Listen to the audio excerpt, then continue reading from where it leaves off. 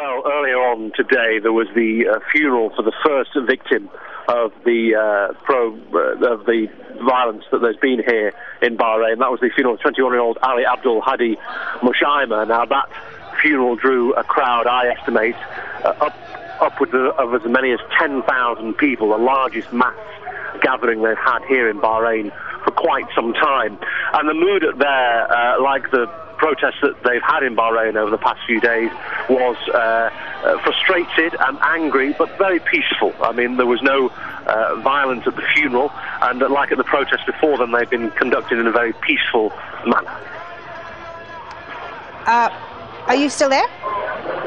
Okay, yes. Okay, you are. Sorry about that. I thought we lost you there for a second. The king has also spoken in the last few hours. What did he have to say, if you know, and what's been the reaction to that?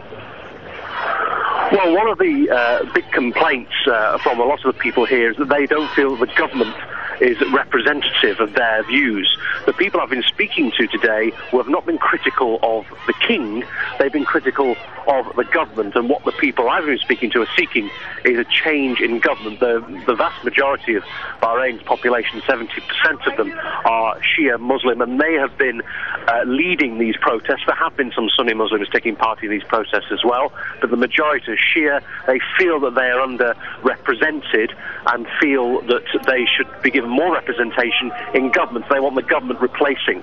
Now, the king earlier on in the week tried to placate the complaints by giving every Bahraini family about $2,500 one-off payment, but that hasn't been enough, I think, to suppress the anger and frustration. People feel that their views are not being represented. So are the protests then likely to escalate, in your opinion, and how are the authorities handling the situation? Well, earlier on in the week, yesterday, the protests that I saw the police deal with, the police dealt with them in a very heavy-handed manner. This has backfired spectacularly on the police and has led, very sadly, to the deaths of 2 protesters.